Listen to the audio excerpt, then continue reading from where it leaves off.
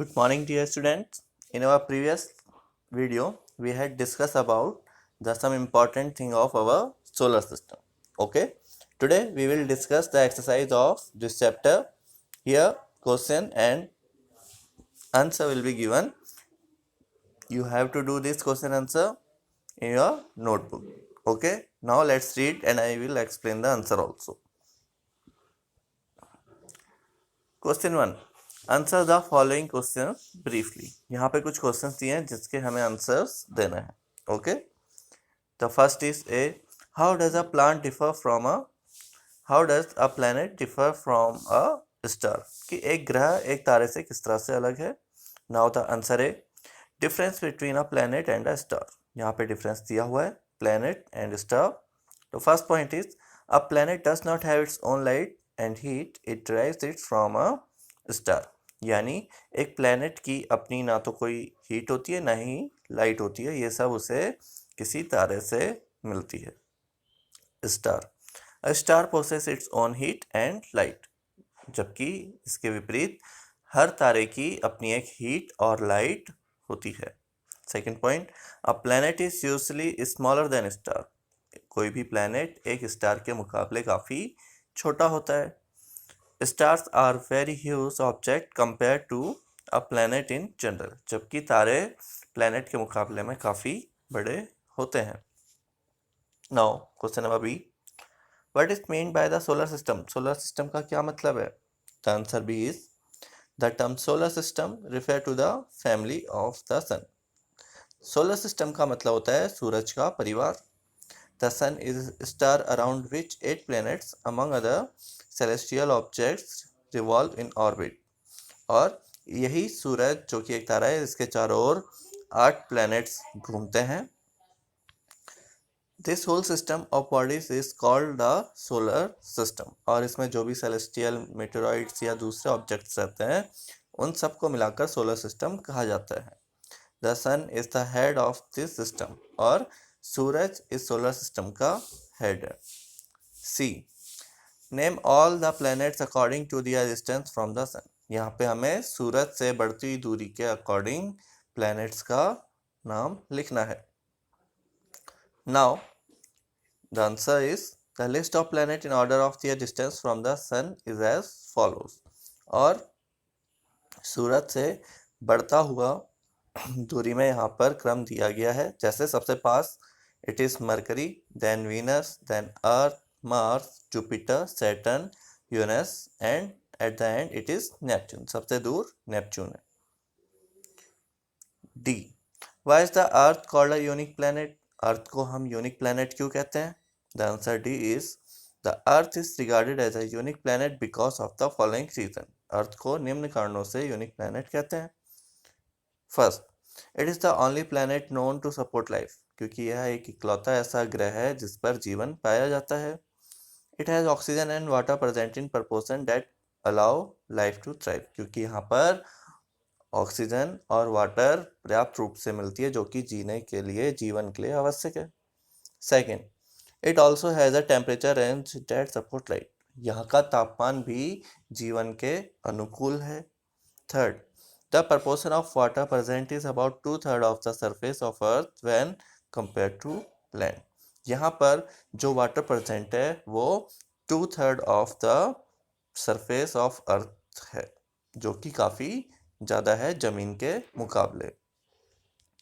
E. One revolution of the moon around earth takes about 27.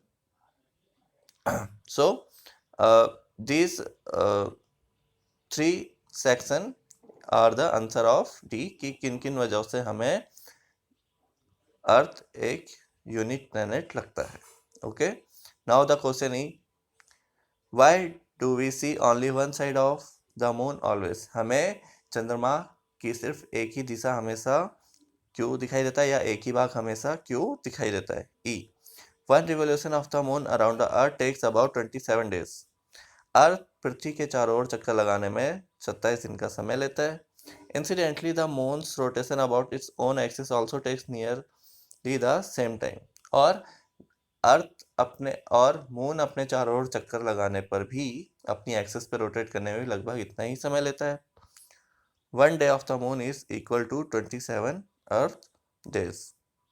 और इस तरह से मून पर एक दिन 27 अर्थ डे के बराबर होता है। So only one side of the moon can be seen from the earth, इसलिए हमें पृथ्वी से हमेशा मून का एक ही हिस्सा दिखाई देता है। E then F, what is the universe? Universe क्या है? The universe is the largest unit in which we live. Universe सबसे बड़ा यूनिट है जिसमें हम रहते हैं। It is a collection of galaxies, इसमें बहुत सारी गैलेक्सियां हैं। There is only one universe, इस पूरी दुनिया में सिर्फ एक ही यूनिवर्स है। And everything that exist in this universe itself, और दुनिया में जो भी कुछ है वो इसी यूनिवर्स में ही पाया जाता है। Now tick the correct answer. यहाँ पे कुछ ऑप्शंस हमें दिए हैं जिसमें हमें करेक्ट आंसर को टिक करना है। Okay, now the planet known as the earth twin, earth की ट्विन यानी अर्थ की जुड़वा बहन किस प्लैनेट को कहा जाता है? तो correct answer is third, Venus. You will tick the Venus. B, which is the third nearest planet to the sun, सूरज से तीसरा सबसे पास का ग्रह कौन सा है? The correct answer is second, earth. C, all the planet move around the sun in a, सभी प्लैनेट सूरज के चारों ओर कैसे घूमते हैं, किस पथ पर घूमते हैं? And the answer is elongated पथ, यानी वृत्ताकार या अंडाकार पथ पर वो इसमें घूमते हैं। D, the pole star indicate the direction to the, जो पोल स्टार हमें दिखाई देता है वो किस डायरेक्शन की तरफ इशारा करता है? The answer is second, north, north direction की तरफ। E, asteroid are found between the orbit of, asteroid किन दो ऑर्बिट्स के बीच में पाया जाता है? And the correct answer is second, Mars and Jupiter. Okay, now the third is fill in the blanks. A group of dash forming various pattern is called a, the correct answer is star and constellation. Okay, यानी जो star के different pattern form होते हैं उसे constellation कहा जाता है।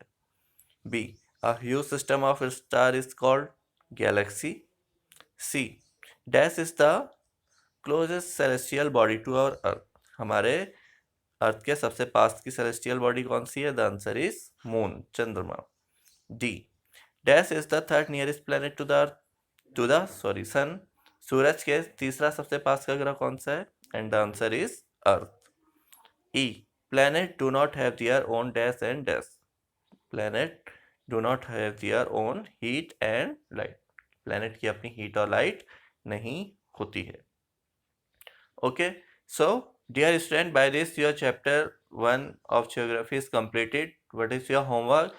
Just do this question answer till question 3 in your notebook, and after doing that work you can send me the photos of your work in the group. Okay, if there is any confusion or doubt you can ask it to me. ये geography का work के लिए आपको नई copy खरीदने की जरूरत नहीं है। आप अपने रजिस्टर के जो आपने 3 पार्ट करे हैं उसमें आप एक सेक्शन में ज्योग्राफी का वर्क कर सकते हैं। Okay, thank you, have a good day.